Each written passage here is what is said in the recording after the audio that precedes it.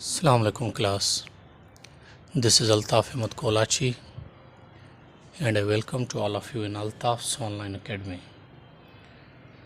Today we are moving forward towards the next family of verbs or tenses in a new section of tenses, which is present to have. It's to have family. It has also likewise to be present, past and future to have. And as we already have discussed that to be tenses show three main things: existence, location, status or position. And present to have tenses only shows possession. अब हमने to be tenses जो है वो complete कर लिए हैं. अब हम मूव कर रहे हैं टू हैव टेंसेस की तरफ. अब टू हैव टेंसेस में क्या जो है दिखाया जाता है. टू हैव टेंसेस किसके लिए जो है वो यूज़ किए जाते हैं. टू हैव टेंसेस दिखाते हैं पोजीशन. अब पोजीशन का मतलब क्या होता है. पोजीशन का मतलब होता है कोई चीज़ किसी के पास होना, यानी मिल्कियत में होना या किसी के कब्ज़े में होना. ठीक है. अब टू हैव का मतलब भी है कोई चीज़ होना, किसी के पास होना. ठीक है. ये मिल्कियत या कब्ज़ा दिखाते हैं. मिसाल के तौर पर मैं कहूँ कि मेरे पास 2 लाख रुपए हैं, यानी मेरे पास 2 लाख रुपयों का कब्ज़ा है. मेरे पास 2 लाख रुपए हैं, उन पे मेरा कब्ज़ा है. मेरे पास आँखें हैं. अब आँखें इंसान की सबसे बड़ी मिल्कियत हैं. ये इंसान के जिस्म के जितने बॉडी पार्ट्स हैं वो इंसान की मिल्कियत हैं, और ये सबसे कीमती मिल्कियत है जो इंसान को जो है समझ नहीं आती. वो इसलिए कि हमें बिन मांगे ये चीज़ मिली है. अल्लाह का हमें शुक्र अदा करना चाहिए. तो ये सारी चीज़ें पोजीशन है, यानी जो जिस चीज़ पर आपका इख्तियार है, जो चीज़ आपके इख्तियार में है, आपके कब्ज़े में है, आपके पास है, उसको कहते हैं पोजीशन. यूअर पोजीशन, वो आपकी मिल्कियत है. तो टू हैव टेंस आपकी पोजीशन दिखाता है. नंबर 1. जैसे टू बी टेंसेस को पहचानने के भी 3 जो है स्टेप्स थे. 3 चीज़ें थी जो हम देखते थे टू बी के सेंटेंस में. यहाँ पर भी 3 देखेंगे. एक कि उसमें पोजीशन हो, कोई चीज़ किसी के पास दिखाई गई हो. नंबर दूसरी चीज़ कि इसमें भी एक्शन वर्ब नहीं होता. नंबर तीसरी चीज़ सिंबल इन उर्दू क्या होगी सेंटेंस की. अगर कोई सेंटेंस प्रेजेंट टू हैव का है उसमें पोजीशन दिखाई जाएगी, एक्शन वर्ब नहीं होगा. तीसरी चीज़ उर्दू में अगर सेंटेंस है तो उसकी निशानी क्या होगी. पास है, पास हैं. ये उसकी उर्दू में उस उर्दू सेंटेंस में निशानी लगी हुई होगी. अच्छा, अगर जुमला सिंधी में लिखा हुआ है तो उसकी निशानी क्या होगी. खे या वट आहे, खे या वट आहन. ठीक है. यानी लिखा होगा या खे आहे या वट आहे या खे आहन वट आहन. अच्छा, अगर ये तीनों चीज़ें आपको किसी सेंटेंस में मिल जाएं, then you will have to be 101% sure about it कि that sentence belongs to have family and present to have. If it is है और हैं इन सिंधी आहे आहन. अच्छा, अगर कोई सेंटेंस आपको पता लग जाए कि ये प्रेजेंट टू हैव का है तो इंग्लिश में कन्वर्ट करने के लिए उसके हेल्पिंग वर्ब्स कितने हैं हमारे पास. इसके हेल्पिंग वर्ब हैं 2. एक ये और एक ये, हैव एंड हैज़. अच्छा, ये डू मैंने क्यों लगाया ये मैं आपको बाद में समझाता हूँ. अच्छा, इसके हैव और हैज़ हेल्पिंग वर्ब हैं. ठीक है. प्रेजेंट टू हैव के हैव किन किन के साथ लगता है. जहाँ पर सब्जेक्ट में आई, वी, यू, दे या प्लूरल नाउन माने एक से ज़्यादा नाम हों, वहाँ पर हेल्पिंग वर्ब की जगह पर लगेगा हैव.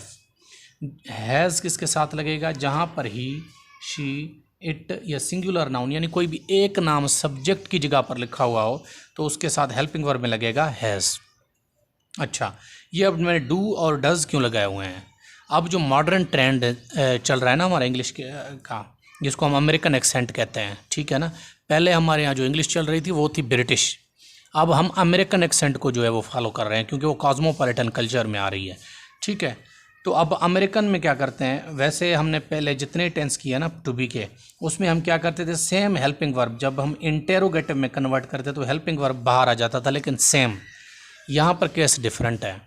यहाँ पर पॉजिटिव में हेल्पिंग वर्ब हैव और हैज़ है सिर्फ, लेकिन interrogative, negative and interrogative negative में जो हेल्पिंग वर्ब है बाहर जो हेल्पिंग वर्ब निकलेगा वो होगा डू, और डू किसके साथ लगेगा? I, we, you, they and plural noun. और अगर नेगेटिव और इंटेरोगेटिव या इंटेरोगेटिव नेगेटिव सेंटेंस है तो बाहर जो हेल्पिंग वर्ब निकलेगा शुरुआत में वो लगेगा डज, किसके साथ? अगर सब्जेक्ट की जगह पर हो ही, शी, इट या सिंगुलर नाउन। अच्छा, बाहर ये लगेंगे, इसका मतलब है अंदर दोबारा हेल्पिंग वर्ब लगेगा। अंदर दोबारा कौन सा लगेगा? अंदर सिर्फ हैव लगेगा। फिर अगर बाहर डू या डज इस्तेमाल हो गए इन दोनों में से कोई भी तो अंदर हैव लगेगा, फिर हैज़ नहीं लगेगा। हैव और हैज़ सिर्फ पॉजिटिव में लगेंगे। समझ आ रही है बात? आपको क्लियर हो जाएगा जब हम सेंटेंसेस के देखेंगे तो। अच्छा, अब इसकी फॉर्मेशन या स्ट्रक्चर क्या है, इसमें आपको ये चीज़ समझ आ जाएगी। अगर सेंटेंस पॉजिटिव का है और प्रेजेंट टू हैव का है, हमें कैसे लगेगा प्रेजेंट टू हैव का पता? उसमें पोजीशन दिखाई जाए, उसमें एक्शन वर्ब ना हो। अगर उर्दू का है तो ये सिंबल्स हों, इंग्लिश का है, सिंधी में है तो ये सिंबल्स हों, इंग्लिश में है तो ये सिंबल्स हों उसमें। अगर सेंटेंस पॉजिटिव में है तो सबसे पहले हम उसका रखेंगे सब्जेक्ट सेंटेंस का, उसके बाद रखेंगे हेल्पिंग वर्ब। अब यहाँ पर हेल्पिंग वर्ब का मतलब क्या है? हेल्पिंग वर्ब कौन सा? ये हैव और हैज़ वाला। पॉजिटिव में डू और डज नहीं लगते, ठीक है? डू और डज इंटेरोगेटिव और नेगेटिव में सिर्फ लगते हैं, ठीक है ना? पॉजिटिव में ये नहीं लगते। ये मैं इसको यूँ कर दूँ तो अच्छा रहेगा। अच्छा, तो ये पॉजिटिव में जो है ना इसके डू और डज नहीं लगते, ठीक है? तो पॉजिटिव में सिर्फ हैव और हैज़ हेल्पिंग वर्ब यूज़ होगा। अच्छा, अब यहाँ पर सब्जेक्ट के साथ हेल्पिंग वर्ब या हैव लगेगा या हैज़, किसके साथ डिपेंड करेगा? वो सब्जेक्ट के पास। अब देखेंगे आप सब्जेक्ट में अगर ये लगे हुए हैं तो हेल्पिंग वर्ब ये हैव लगेगा। अगर सब्जेक्ट की जगह पर इनमें से कुछ है तो हेल्पिंग वर्ब हैज़ लगेगा। अगर सेंटेंस नेगेटिव है तो फिर यहाँ पर लगेगा subject plus helping verb plus no. अब टू बी टेंसेस में हम नॉट लगा के आए थे, लेकिन यहाँ पर हेल्पिंग वर्ब नो लगेगा। नॉट भी लग सकता है, वो कैसे? सेंटेंस में आपको पता लगेगा। पर अगर आप सिंपल लिखना चाहते हैं तो सब्जेक्ट, अब यहाँ पर जो हेल्पिंग वर्ब लगेगा वो लगेगा हैव और हैज़। ये डू और डज कब लगेंगे? जब सेंटेंस में हम नो की जगह नॉट यूज़ करेंगे तो डू और डज भी इस्तेमाल होगा, हैव भी इस्तेमाल होगा, लेकिन वो आपको सेंटेंस में बात समझ आएगी। Have has plus no plus object, not की जगह लगेगा नो, फिर ऑब्जेक्ट फुल स्टॉप। अच्छा, इंटेरोगेटिव में अगर सेंटेंस है और वो प्रेजेंट टू हैव का है तो सबसे पहले रखेंगे डू या डज, यहाँ पर मैंने क्लियर कर दिया है। फिर सब्जेक्ट, डू किसके साथ लगेगा? अगर सब्जेक्ट में ये है तो लगेगा डू, अगर सब्जेक्ट की जगह पर ये है तो लगेगा डज। डू या does plus subject of the sentence, उसके बाद लगेगा हैव। अब ये बात आप याद रख लें, अगर डू और डज सेंटेंस में लग गए, चाहे इंटेरोगेटिव हो चाहे इंटेरोगेटिव नेगेटिव हो, अगर डू और डज उस सेंटेंस में प्रेजेंट टू हैव के सेंटेंस में लग गए, इन दोनों में से कोई भी एक लग गया, तो फिर यहाँ पर सब्जेक्ट भले ये क्यों ना हो, फिर हैज़ नहीं लगेगा, फिर हेल्पिंग वर्ब हैव लगेगा, क्योंकि यहाँ पर डू और डज लग गए। जहाँ पर इधर हैज़ लगाना था वहाँ पर यहाँ डज लग जाएगा, ठीक है? तो यहाँ पर हैव हो जाएगा, फिर ऑब्जेक्ट क्वेश्चन मार्क। अच्छा, उसके बाद अगर सेंटेंस इंटेरोगेटिव और नेगेटिव फॉर्म में है तो सबसे पहले रखेंगे डू और डज। डू और डज माने डू रखेंगे या डज रखेंगे, डू इनके साथ लगेगा, डज इनके साथ लगेगा। फिर सब्जेक्ट, सब्जेक्ट के बाद नॉट। अब यहाँ पर आप देखें नॉट लगाया मैंने। अब नॉट कहाँ पर लगाया? जहाँ पर डू और डज मैंने यूज़ किए हैं। अगर डू और डज नहीं, सेम हैव को यूज़ करूँ तो फिर अंदर नो लग जाएगा, ठीक है? लेकिन मॉडर्न तरीके से डू और डज लगाते हैं। यहाँ पर नॉट, उसके बाद लगेगा हैव। अब देखें भले इधर सब्जेक्ट में ये ही क्यों ना हो, तो यहाँ पर डज लग जाएगा लेकिन यहाँ पर हैव रहेगा। लेकिन इसमें पॉजिटिव में ऐसा नहीं है। पॉजिटिव में सब्जेक्ट में अगर इनमें से कुछ आ जाए तो हैज़ लगेगा, इनमें से कुछ आ जाए तो हैव लगेगा। अच्छा, उसके बाद हैव, आखिर में ऑब्जेक्ट, फिर क्वेश्चन मार्क, ठीक है? अब इसको सेंटेंस देखें तो आपको मज़ीद क्लियर हो जाएगा। अब सेंटेंस में उसके पास कलम है। अब जब भी आपको उर्दू में सेंटेंस मिलेगा, ज़ाहिर बात है आप उसे 3 स्टेप्स से गुजारेंगे। सबसे पहले देखें उसमें पोजीशन दिखाई जा रही है। अब आप देखेंगे पास है, कोई चीज़ पास होना तो मतलब उस पर हमारा कब्ज़ा है, वो हमारे पास है, उसमें हमारी पोजीशन दिखाई जा रही है, तो यानी पहली चीज़ इसके पास है। नंबर दूसरा देखें इसमें एक्शन वर्ब है, कोई एक्शन वर्ब नहीं है, कोई काम दिखाया जा रहा है नहीं। नंबर तीसरी चीज़, ये चीज़ भी हो गई, ये चीज़ भी इसमें हो गई। तीसरी चीज़ उर्दू में लिखा हुआ है, तो देखें क्या इसके पास लिखा हुआ है? पास है लिखा हुआ है, ये देखें लिखा हुआ है पास, ये लिखा हुआ है, यानी तीसरी चीज़ भी इससे मैच हो गई। अब हम कंफर्म हो गए तीनों चीज़ें हैं, तो मतलब सेंटेंस प्रेजेंट टू हैव का है। अब उसको जब सिंधी की बात करें तो सिंधी में हुन वट पेन आहे, पहली चीज़ देखें पोजीशन दिखाई जा रही है, हाँ वट कोई चीज़ मेरे पास है, मुँह वट आहे यानी पोजीशन दिखा रहा तो पंहिंजी मिल्कियत थो दिखा रहा मैं। एक्शन वर्ब है इसमें, देखें कोई एक्शन वर्ब नहीं दिखाया जा रहा है इसमें। अब सिंधी की बात है तो खे या वट आहे कोई निशानी इसमें है, यहाँ पर देखें वट आहे तो ये निशानी मैच हो गई, यानी सेंटेंस में अब तीनों चीज़ें हो गई तो सेंटेंस प्रेजेंट टू हैव का है। अच्छा, अब इसको कन्वर्ट करने की बारी है। फॉर्म ऑफ सेंटेंस कौन सा है? पॉजिटिव है और प्रेजेंट टू हैव का है, तो पॉजिटिव की फॉर्मेशन फॉलो करेंगे। सब्जेक्ट की जगह पर क्या रखेंगे? सब्जेक्ट है उस या हुन, ही। अच्छा, ही के साथ हम हेल्पिंग वर्ब कौन सा पढ़ के आए थे? हैज़। सब्जेक्ट के बाद हेल्पिंग वर्ब, अब ही के साथ हेल्पिंग वर्ब हैज़ लगेगा, हैज़। आखिर में ऑब्जेक्ट अ पेन हो गया। इसको नेगेटिव में कन्वर्ट करते हैं। सबसे पहले सब्जेक्ट ही, उसके बाद हेल्पिंग वर्ब। अब हेल्पिंग वर्ब मैं इसके साथ सेम लगा रहा हूँ, ही हैज़। उसके बाद लगा रहा हूँ नो, नॉट नहीं, नो, नो ऑब्जेक्ट में पेन, फुल स्टॉप। अब इसको नो के साथ करेंगे तो ऐसे होगा, या नॉट के साथ करेंगे तो फिर देखें ऐसे होगा। पहले होगा ही, उसके बाद फिर डू या डज में से इस्तेमाल करेंगे। अगर ये हैं तो डज, अगर ये हैं तो डू। अब ये देखें ही लगा हुआ है तो ही के साथ डज लगेगा। अब ही डज, उसके बाद नो की जगह नॉट, फिर हेल्पिंग वर्ब लगेगा। अब आपको बताया था जहाँ पर डज इस्तेमाल होगा वहाँ पर हैज़ इस्तेमाल नहीं होगा, वरना हैज़ इस्तेमाल होना था। अब डज लग गया तो ये वापस हैव में कन्वर्ट हो जाएगा, हैव। आखिर में ऑब्जेक्ट अ पेन, ये कन्वर्ट होगी। उसके बाद इंटेरोगेटिव। अब इंटेरोगेटिव में सबसे पहले डू या डज। अब सब्जेक्ट अगर ही है तो ही के साथ तो डज ही लगेगा, ये देखें ही, यहाँ पर डज, डज। उसके बाद सब्जेक्ट ही, उसके बाद नॉट, सॉरी इंटेरोगेटिव में है सब्जेक्ट, उसके बाद हैव, ये देखें हैव, उसके बाद ऑब्जेक्ट अ पेन।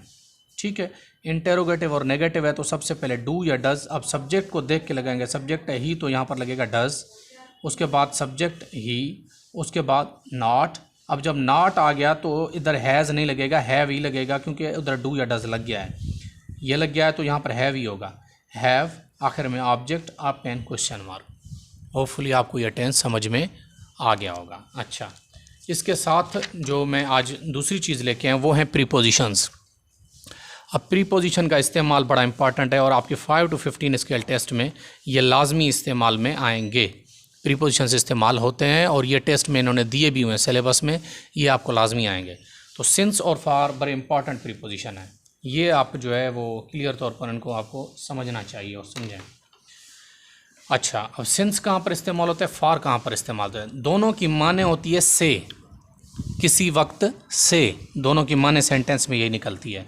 अब सिंस कहाँ पर इस्तेमाल होता है?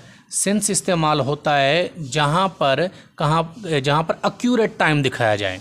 अब मैंने आपको इसकी माने क्या बताई, उर्दू में इसकी माने लिए जाएगी से। मिसाल के तौर पर मैं अगर कहूँ I have been doing this work since 9 o'clock, मैं ये काम 9 बजे से कर रहा हूँ, 9 बजे से।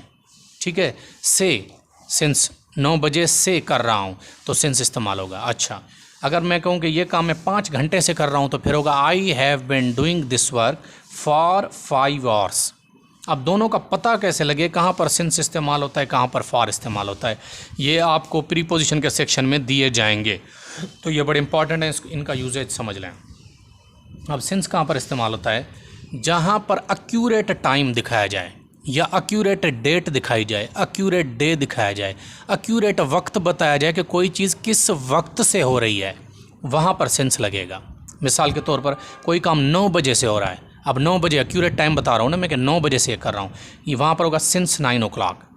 अच्छा, कोई काम जनवरी से हो रहा है, मैं देखें मंथ का पूरा नाम ले रहा हूँ, कौन से मंथ से? जनवरी से, दिसंबर से, फरवरी से। ठीक है, जनवरी, सिंस जनवरी होगा।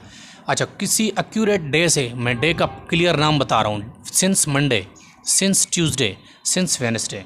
अच्छा, किस वक्त से? अब ये पार्ट ऑफ द डे है, दिन के किसी भी पहर से आप काम करें तो एक्यूरेट आप वो पहर बताएंगे, पार्ट ऑफ द डे बताएंगे कि सिंस मॉर्निंग, सिंस नून, सिंस आफ्टरनून, सिंस इवनिंग। अच्छा, उसके बाद अगर आप कोई ईयर बता रहे हैं तो एक्यूरेट आप साल बताएंगे, since 1947, since 2005, since 2018, since 2022 etcetera. Accuracy की जब बात करेंगे कि कोई हम एक्यूरेट टाइम बता रहे हैं, कोई ये चीज़ उस वक्त से हो रही है और हम वो वक्त एक्यूरेट बताएं, तो वहाँ पर इस्तेमाल होगा सिंस 1947। अच्छा, सिंस आई ज्वाइंट कॉलेज, अब मैंने कॉलेज ज्वाइन किया होगा तो वो तो एक एक्यूरेट दिन ही होगा ना। ये तो नहीं है कि मैंने 4 दिनों में से किसी एक दिन ज्वाइन किया होगा, लेकिन 4 दिनों में से किसी एक दिन भी ज्वाइन किया होगा तब भी वो एक दिन पर्टिकुलर ही होगा ना। वो 10 डेटें तो नहीं होगी, एक ही डेट होगी जिस दिन मैंने कॉलेज ज्वाइन किया होगा। तो ये भी एक्यूरेट है, इसलिए यहाँ पर होता है सिंस आई ज्वाइंट कॉलेज। अच्छा, सिंस होता है जहाँ पर टाइम बताया जाए, लेकिन एक्यूरेट टाइम बताया जाए, एक्यूरेट डेट बताई जाए, एक्यूरेट साल बताया जाए, एक्यूरेट वक्त बताया जाए, वहाँ पर सिंस इस्तेमाल होता है। अच्छा, अब आ जाए फार पर। फार कहाँ इस्तेमाल होता है? फार ड्यूरेशन ऑफ टाइम इस्तेमाल होता है। सिंस पॉइंट ऑफ टाइम के लिए, पॉइंट ऑफ टाइम माने बिल्कुल एक्यूरेट टाइम, फॉर ड्यूरेशन बताता है यानी कितने वक्त से। अब ये बताता है किस वक्त से, ये बताता है कितने वक्त से। आई रिपीट, मेरे वर्डों पर ध्यान दें। सिंस हमें बताता है कोई चीज़ किस वक्त से हो रही है, ठीक है, और ये बता रहा है कितने वक्त से हो रही है। ये हमें ड्यूरेशन बताता है, ये हमें असल टाइम बताता है। अब देखें यहाँ पर ड्यूरेशन बता रहे हैं कितने वक्त से हो रही है, 7 मिनट से, 5 घंटे से, 8 दिनों से, 6 महीनों से, 8 साल से, बड़े अरसे से, बड़े अरसे से, ठीक है।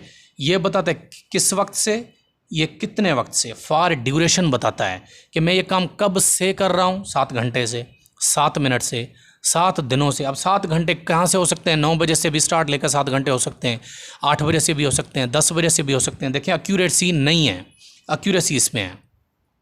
यह सिर्फ ड्यूरेशन बताता है कि कोई चीज़ कितने वक्त से हो रही है, और ये बताता है किस वक्त से हो रही है। होपफुली आपको ये चीज़ समझ में आ गई होगी। तो जो जहाँ पर ड्यूरेशन बताई जाए कि एक चीज़ 5 घंटे से हो रही है, 5 मिनट से हो रही है, 5 सालों से हो रही है। अब वो 5 साल कौन से हैं, कब से शुरू हो रहे हैं? 1947 से हो रही है, 1988 से 5 साल हैं, 2022 से के बाद 5 साल हैं, वो क्लियर नहीं है हमें, वो हमें पता ही नहीं है। हम एक्यूरेसी की बात सेंस में करते हैं, जहाँ पर हम एक्यूरेट बताते हैं 1947 से हो रही है। यहाँ पर हम बताते हैं कितने वक्त से हो रही है, कितने सालों से। यहाँ पर हम सिर्फ कहेंगे कि 8 दिनों से हो रही है। अब वो 8 दिन कौन से हैं, कोई पता नहीं है।